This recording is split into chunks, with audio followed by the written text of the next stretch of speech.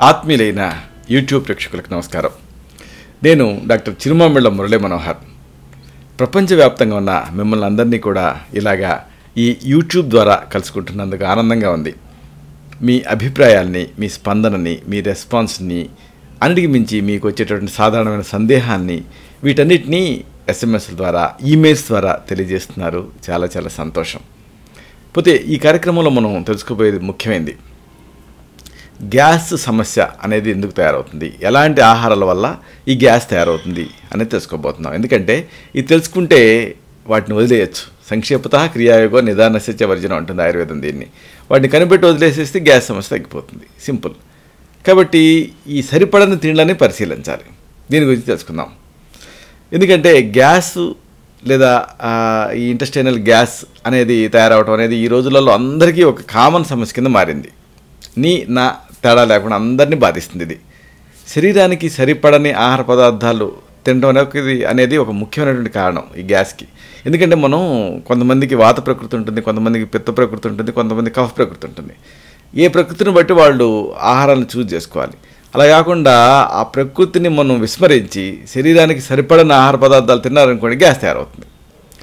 సరే, ఒకవేళ ప్రకృతిని బట్టి తిన్నప్పటికీ కూడా వేళలు పాటించలేదనుకోండి, అప్పుడు కూడా గ్యాస్ తయారవుతుంది. అంటే సరైనటువంటి వేళలు పాటించకపోవడం అతి పెద్ద కారణం గ్యాస్కి. ఇంకా తినేటువంటి ఆహార పదార్థాలలో సమతుల్యత అనేది ఉండాలి, బ్యాలెన్స్. అలా లేదనుకోండి, అది కూడా గ్యాస్ తయారీకి ఒక కారణమే. వీటన్నిటితో పొట్టలో గ్యాస్ ఏర్పడుతుంది, పొట్ట ఉబ్బరిస్తుంది, అసౌకర్యానికి దారితీస్తుంది. కొన్ని సందర్భాల్లో అది హార్ట్ అటాక్ ఏమో అన్నంత స్థాయిలో ఇబ్బంది పెడుతుంది. అయితే ఇక్కడ చెప్పాల్సింది ఏంటంటే, అందరికీ ఒకే రకమైనటువంటి పదార్థాలు గ్యాస్ని కలిగించవు. ఎందుకు అంటే మనం జెనెటికల్గా డిఫరెంట్గా ఉంటాం. మన ఇంట్లో కూడా అందరి కుటుంబ సభ్యులు ఒక రకంగా ఉండరు కదా. హాస్టల్లో ఒకే ఆహారం తినేటువంటి అందరి పిల్లలకి ఒకే రకంగా ఈ సమస్య బాధించదు కదా. ఎందుకు అంటే వ్యక్తిగత తత్వాన్ని బట్టి గ్యాస్ అనేది ఇబ్బంది పెడుతూ ఉంటుంది. అంటే వ్యక్తుల శారీరక స్థితి, వాళ్ళు చేసేటువంటి శారీరక శ్రమ, ఆహారపు వేళలు, వీటిని బట్టి ఈ సమస్యల్లో తీవ్రతలో మార్పులు వస్తూ ఉంటాయి. ఒక్కొక్కళ్ళు ఒక రకంగా ఈ గ్యాస్ సమస్య ఇబ్బంది పెడుతూ ఉంటుంది. అయితే అందరికీ సాధారణంగా కొన్ని ఆహార పదార్థాలు గ్యాస్ని అంతో ఎంతో కలిగిస్తూ ఉంటాయి. వాటిని తెలుసుకుందాం. Common foods.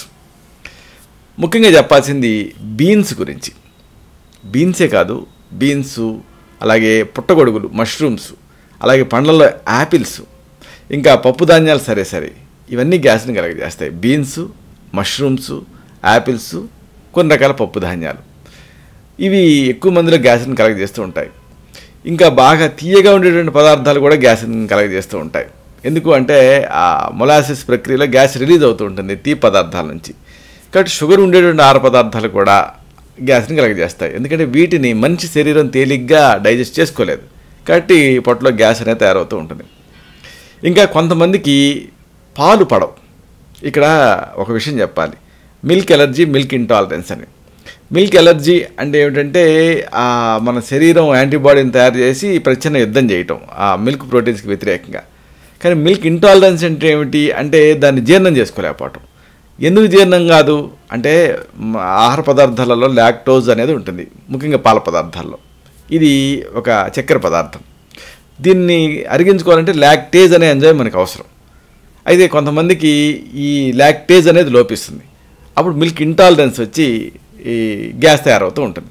కాబట్టి పాల సంబంధిత ఉత్పత్తులతో చాలామందిలో ఇలాగా మిల్క్ ఇంటాలరెన్స్ ఉన్నప్పుడు గ్యాస్ తయారవుతూ ఉంటుంది. చెప్పుకున్నాం కదా, జీర్ణక్రియలో లాక్టోజ్ సరిగ్గా జీర్ణం కాకపోతే పొట్ట ఉబ్బరిస్తుంది. అలాగే పాలే కాదు, జున్ను కూడా చాలామందిలో పడదు. అలాగే ఇంకా కొన్ని ఆహార పదార్థాలు, ఉదాహరణకు గుడ్డు సొన, ఇలాంటివి కూడా చాలామందిలో పడవు.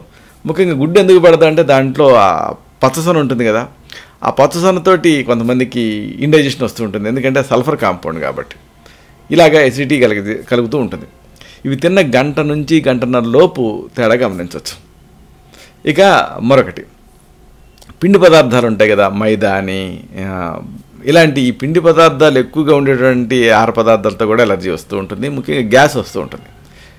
ఇంకా చెప్పాల్సి వస్తే ఒకవేళ గడ్డకూరలు తిన్నారనుకోండి, బంగాళదుంప, దీంతో కూడా ఇది పిండి పదార్థం ఎక్కువ ఉంటుంది కాబట్టి దీంతో గ్యాస్ తయారవుతూ ఉంటుంది. అలాగే మొక్కజొన్నతో గ్యాస్ తయారవుతూ ఉంటుంది, పాస్తా, అలాగే గోధుమ తాలూకు ఉత్పత్తులు, ముఖ్యంగా బ్రెడ్, ఇలాంటివి తిన్నప్పుడు గ్యాస్ తయారవుతూ ఉంటుంది. ఇక ఆ పీచు మంచిదని చెబుతూ ఉంటాం, కానీ కొంతమందికి ఈ పీచు పదార్థాలు పడవు, అంటే డైజెస్ట్ అవ్వవు. ఇలాగే పీచు పదార్థాలతో కూడా కొంతమందికి గ్యాస్ తయారవుతూ ఉంటుంది. ఆ పీచు అంటే ఏమిటంటే ఉదాహరణకు ఓట్స్లో పీచు ఎక్కువ ఉంటుంది, అలాగే తౌడులో ఉంటుంది, బీన్స్లో ఉంటుంది, గోధుమల్లో ఉంటుంది, కొన్ని పండ్లలో కూడా ఈ పీచు అనేది ఉంటుంది. ఇది పడకపోవడం వల్ల గ్యాస్ తయారవుతూ ఉంటుంది. ఎందుకంటే ఈ పీచు అనేది ఫైబర్ కాబట్టి, ఈ ఫైబర్ మిగతా పదార్థాలు అరిగినట్టుగా అరగదు కాబట్టి అది అలాగే ఉండి పేగుల్లోకి చేరి ఇరిటేట్ చేస్తుంది కాబట్టి గ్యాస్ తయారవుతుంది. ఇక జీర్ణక్రియకి ఎక్కువ టైం తీసుకునే ఏ ఆహార పదార్థమైనా గ్యాస్ని తయారు చేస్తుంది. ఉదాహరణకు ఇలాంటి ఆహార పదార్థాలలో ముఖ్యంగా చెప్పుకోవాల్సింది కొవ్వు పదార్థాలు. అందుకే కొవ్వు తిన్నప్పుడు, కొంచెం ఆయిలీ ఫుడ్ తిన్నప్పుడు చాలామందికి గ్యాస్ తయారవుతూ ఉంటుంది, ఇబ్బంది పడుతూ ఉంటారు. ఇంకా డైజెషన్ కూడా ముఖ్యం. ఒకవేళ ఇండైజెషన్ వచ్చిందనుకోండి, అంటే తేలిగ్గా జీర్ణం కానీ ఏ పదార్థాలైనా తిన్నారనుకోండి, అప్పుడు కూడా గ్యాస్ తయారవుతూ ఉంటుంది. కాబట్టి వీటిని దృష్టిలో పెట్టుకోవాలి మీకు గ్యాస్ తయారవుతూ ఉంటే. సాధారణంగా ఇప్పుడు మనం చెప్పుకున్నవన్నీ గ్యాస్ని కలగజేసే పదార్థాలు. అయితే కొంతమందికి కొన్ని సమస్యలు ఉన్నప్పుడు గ్యాస్ తయారవుతూ ఉంటుంది, అంటే పదార్థాలతో సంబంధం లేకుండా. ఉదాహరణకు ఐబిఎస్ అంటే ఇరిటబుల్ బౌల్ సిండ్రోమ్ కానీ, అమీబియాసిస్ కానీ ఇలాంటివి. కాబట్టి గ్యాస్ సమస్య మరీ మిమ్మల్ని ఇబ్బంది పెడుతూ ఉంటే ఇలాంటి అంశాల ప్రభావం ఏమైనా ఉందనేది చూడాలి. అలాగే చెప్పుకున్నాం కదా, మీ తత్వం కూడా ముఖ్యం.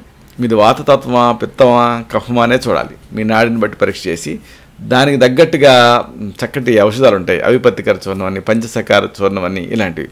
వీటిని తగిన అనుపాన సహపానాలు, అంటే కొన్నిసార్లు మజ్జిగతో, కొన్నిసార్లు వేడి నీళ్ళతోటి, కొన్నిసార్లు నెయ్యితోటి ఇలాగ ప్రిస్క్రైబ్ చేయాల్సి ఉంటుంది. అప్పుడు ఈ గ్యాస్ సమస్య తగ్గి దీని నుంచి పూర్తిగా బయటపడతారు.